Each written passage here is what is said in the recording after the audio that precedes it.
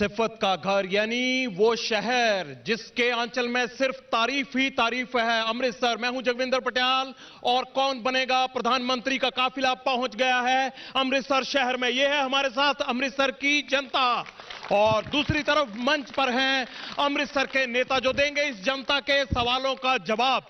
लेकिन इससे पहले कि यह सवाल जवाब का सिलसिला शुरू हो, मैं बता दूं कि अमृतसर में 2014 में एक बड़ा उलटफेर हुआ था और यह उलटफेर था अरुण जेटली की हार।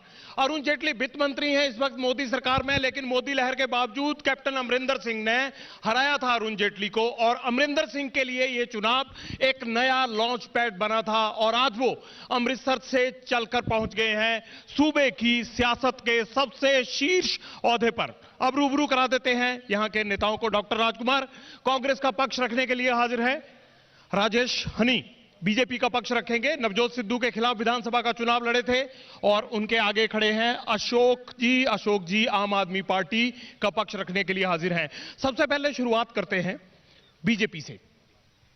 यह बताइए कि नवजोत सिंह सिद्धू ने आखिरी बार बीजेपी के लिए अमृतसर की सीट जीती थी, उसके बाद मोदी लहर में भी जेटली साहब हारे, इस बार आप हरदीप पुरी साहब को ले आए। आपको क्या लगता है कि लोकल कोई उम्मीदवार ही नहीं है आपके पास?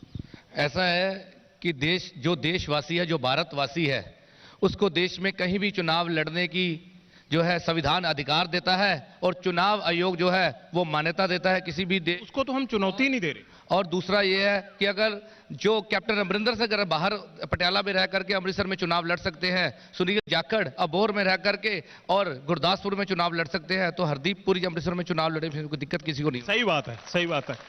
आप बताइए डॉक्टर साहब, वो कह रहे हैं कि कैप्टन साहब भी यहां आ गए थे, जाखड़ साहब भी आ गए, देखिए कहां मालवा से छोड़ के माझा में आ गए, तो वो कहते हैं हरदीप पुरी का बाहर का होना कोई मायने नहीं रखता। देखिए, अगर बीजेपी की कोई क्रेडिबिलिटी होती, अगर कोई अच्छे काम किए होते, तो मुझे ये बता दें कि यहां पे बीजेपी का एक ही मंत्री था पंजाब में, विजय सापला, उसकी टिकट क्यों काट दी गई?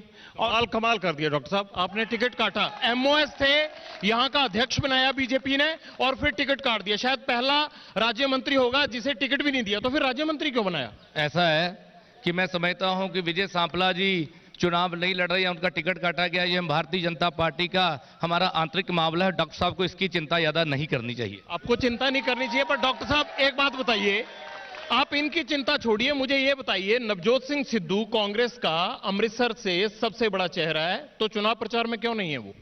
देखिए, हम ये महसूस करते हैं कि जो हरदीप पुरी यहाँ पे उतारा गया है, वो बेचारे मेहमान को शताब्दी से बिठा करके यहाँ ले आए हैं और अमृतसर के लोग 19 तारीख को उसी शताब्दी में वापस भेजने वाले हैं।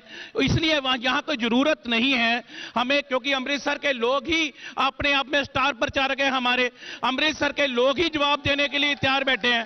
सही बात है डॉक्टर साहब, लेकिन ये बताइए कैप्टन साहब ने सिद्धू साहब को कौन सी शताब्दी में भेजा है? देखिए, उसको, वो देश का स्टार प्रचारक है, वो पूरे देश का स्टार प्रचारक है। वो 80 रैली करके आए हैं और बीजेपी की सरकार में आखिरी किल जो है वो नवजोत सिद्धू ठोक कर आएंगे। नवजोत सिंह सिद्धू ने कील ठोक दिया बीजेपी का। आम आदमी पार्टी के पास भी आ रहा हूं। ऐसा है, डॉक्टर राजकुमार जी के सामने सबसे बड़ी दुविधा जो है ये है कि वो कैप्टन का पक्ष रखें या नवजोत सिंह सिद्धू का। फंस गए बुरी तरह से। को भी डर है कि अगली बार अगर नवजोत सिंह सिद्धू का सीएम ना बन जाए तो इनका टिकट ना कट जाए। डॉक्टर साहब, बड़ी खराब स्थिति है आपके लिए, कह रहे धर्म संकट में फंसे हुए हैं। देखिए, यहां तक धर्म संकट का सवाल है। मैंने कहा कि अमृतसर के लोग बहुत मेहमान नवाज हैं। हमारा मेहमान आया है हरदीप पुरी, मैंने अमृतसर के लोगों को कहा है कि खूब उसकी सेवा करिए।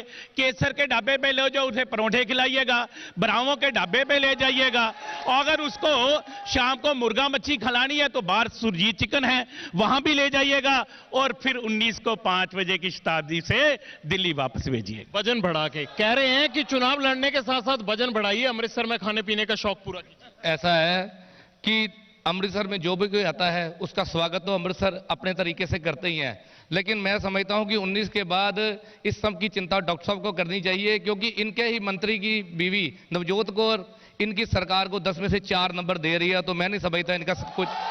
चलिए, मैं आपके पास आ रहा हूं। आम आदमी पार्टी, यहां से आप बताइए कि लोकसभा में 9 कंस्टिट्यूएंसी आती हैं।